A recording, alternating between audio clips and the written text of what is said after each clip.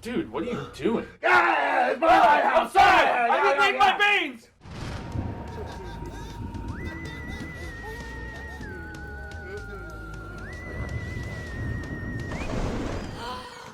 What's up, everyone? Welcome back to the horror show. I'm Cecil Laird. Fuego. And let me... we should probably fix I was this. gonna say. It's old-timey, though. Yeah, but that's the only way you can get away with jerking off on camera. Guess so. Here we go. Nice. Much better. Much better, right? All right. PHX. Guys, we are here to talk about the Lighthouse. Now... Yes. Long requested. Long requested. Still, our trailer reaction gets comments on the regular basis saying that we're imbeciles and we don't get it, and let me guess, you hated the movie because we didn't like the trailer, but we'll get into it right now. So this is a trailer that none of us were particularly fond of. It's a movie. I thought it was okay. I think I was the most positive, but with how much I liked The Witch, I wasn't as positive as I was expecting to be. And it's funny, too, because I think I actually ended up liking the movie more than you after your viewing. So I have a comment about that, though, and we'll get to that. This is a follow-up by Robert Eggers, the director who did The Witch, which I was not a fan of. Fuego is the only one on the channel that I think liked it. Love it. Did not like that movie very much at all, except for the very ending. And it's not because I just didn't get it. It's just because it's not my kind of movie.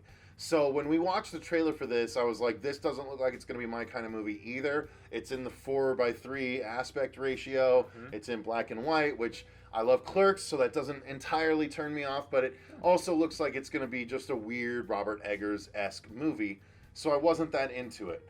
However... It's a weird Robert Eggers-esque movie, and when you were it came kind out, of into it. Yeah, kind of, yeah. I mean, when it came out, I heard enough people talk about it saying it was brilliant, and those people I don't necessarily put a ton of stock into, but it had enough buzz behind it that I wanted to give it my own try and make up my own opinion about it. Yeah, and by the time we're recording this, it's been nominated for a slew of Independent Spirit Awards, so it's obviously, it's getting the acclaim. I knew it was going to get the festival acting circuit. awards, and I'm sure the Well, filmmaking acting's awards and all fantastic. that stuff. Yeah. And My problems I will get to. we'll get to it.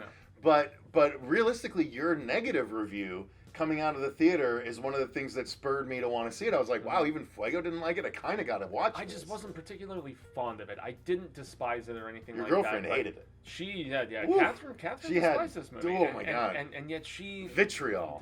She loved the Beach as well. You know, she loved that movie too. You know, she was all up for, you know, the old timely, you know, dialogue and, you know, costuming and everything. She called it super, like almost the equivalent of masturbatory. Like, you know what I mean? It is masturbatory. It happens in... Well, not just that, but I mean, as far as the director just like, look what I can do, that kind of thing. all over the screen, basically. That's, I think, what the impression she was giving off with her review. Well, it's a very... I mean, and people will get mad at me for saying this, it's a very self-serving sort of film, but what movie director isn't trying to, like, serve their own, you know, like, likes and affinities and things of that nature? If I'm going to jump in and ahead of you and give overall impressions. We haven't even talked about overall impressions, but go ahead. Overall impressions, I think the burden of expectation, which is something I talk about all the goddamn time on this channel, I was expecting something that was going to blow me away, and it did not. It's a very pretty looking movie. Costuming, acting, score is eerie. I mean, when it comes in there, it's not like a heavily scored film or anything like that. But the vinyl already sold out on Waxwork Records. I almost picked it up. The disjointed narrative is deliberate. Okay, yes. Very deliberate. Overall impressions, I probably need to see it stoned. Yeah. Fair enough. Yeah. My overall impressions were, while it didn't make any more sense than I thought it would, it wasn't as nonsensical as I was worried it would be. It didn't do anything that surprised me. It didn't do anything that surprised me, and the problem with me was the very end. Like, the end didn't... I was on board. I'm like, okay, I'm following. I think I'm following. And then the end happened. I'm like, wait, what just happened? So, again, maybe I just didn't get it. Like, all the commenters are going to say, you just didn't get it, blah, blah, blah. But here's the thing. I actually enjoyed the ride that I was on. I didn't enjoy the final product as much as the adventure and the ride. Like, watching it happen, I was like, this is interesting. These actors are really going for it. I like what they're doing. I'm on board. I'm curious to see what happens, but it did not have It Stephen King'd the ending to me. It didn't have the satisfying end that I was hoping it would have had for the interesting ride that we got. There's a lot that's unexplained purposefully, and I get that. But it left me wanting a little bit in certain ways. And like, okay, maybe that's the point of the movie, but I wanted to know why this was the case, from here to there to here, this is what happened. Like, I wanted to fill in that gap. I wanted to know why this happened, but there was a lot that I didn't necessarily understand that I really liked too. So it was a weird mixed bag for me. Well, I ended up enjoying. I really enjoyed the filmmaking aspect of it. Oh, it's Eggers makes beautiful looking movies. That's filmmaking probably the one and thing acting you wise can't was even gorgeous. disagree about with the appearance of The Witch and just how that movie was made from a visual standpoint. It's pretty, very well shot. It was a pretty movie, and this one almost ups the stylistic ante, I think. I think I liked it because of the water aspect. I'm a huge fan of water and being around water, and yet you don't like bunker movies, and this is I don't like this is very much a bunker movie, but the water excused it. Like the water, I was like, oh, I could put myself in that scenario, and I'd both like it and not like it, and I don't know. I connected with the movie on that water level, right? They're surrounded by water on this little island, manning this lighthouse where all this weird stuff is going on. And that's really, I kind of wanted more. That's all that there's really. That's all there is. But I kind of wanted more weirdness than we even got. Same. I actually did. Yeah, it was. I mean, once again, back to the vagueness and the trippy essence of this film. And I know there was the alluding to Prometheus and stuff like that, and that whole old story, and just connections and comparatives there, but growing tension between two isolated people. It didn't do anything aside from some of the visual imagery that was very of the fantastical, crazy variety. It didn't do a lot that surprised me, and nothing I think that we hadn't seen before with a bunker movie where there's people, where people are slowly being turned insane because of their circumstances. We've seen that numerous times before, and yes, this is exemplary. The other person, this is exemplary. You got Willem Dafoe killing the game, and Robert Pattinson killing the Batman. game. Both of them are both of them. And again, anyone that's upset about Robert Pattinson being Batman because of Twilight, you haven't watched anything since Twilight. And watch Good Time, and damn, he's so good. Even Water for Elephants, he was great. Like he's a good actor, and he's fantastic in this. Willem Dafoe's fantastic in this. Both of them. I don't take anything away from the acting talent. Not at all. It's just that the story didn't connect with me because it's so out there, and it asks a lot of the viewer to try and figure things out and assume and make jumps. And maybe I'm not smart enough to get it on my first viewing. That's why. Maybe that's the case, and fine. Yeah. You guys want to say that? Fine. Yeah, and that's why I really wanted to give it a second viewing, and I have yet to get the opportunity. Once it's on proper home release, I totally will. I gave Midsommar a second viewing and still didn't like it. I will give Midsommar's director's cut a second viewing. Yeah, I will not watch the regular one again. I will watch the director's cut. And that's another film where it was beautiful. Yes. Absolutely, just a sight to behold, an amazing eyeballs looking over substance, movie, but not that great of a narrative, not that compelling of a story. Agreed. And so that's not me tearing this film apart, because damn, honestly, it's like I need to be in a more psychedelic kind of variety maybe to appreciate this a little bit more. Fair. A film like Enter the Void, I mean, come on, or a film like Climax earlier this year that I saw, where it's just a onslaught on the senses without a very clear constructed narrative. I don't know, the fact that since we're kind of rounding out story and segueing into acting and stuff, acting is terrific in this, but when in the trailer we see the digging of a hole and you pretty much know what's going to happen in this movie. Yeah. I mean, it didn't surprise me in that regard. It was the visceral aspect of the imagery.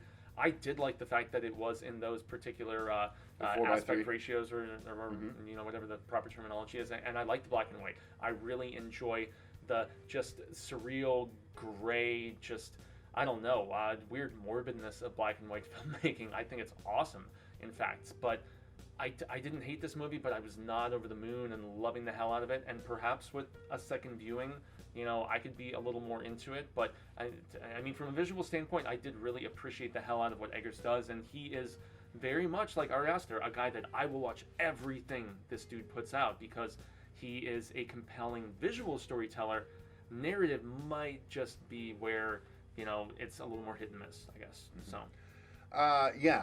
Acting, there's nothing to be desired. I mean, it's the story that you're either going to connect with or not. The filmmaking's fantastic. The acting's fantastic. Costuming, location, I mean, production design, cinematography. Yeah. It's all fantastic. It's whether or not you're going to be able to follow and connect with the story. I didn't, but I followed with it enough that I was engaged all the way up until the end. No. So I did not like this movie. I would say I liked it more than The Witch, but I think I need to rewatch The Witch at this point with a different eye.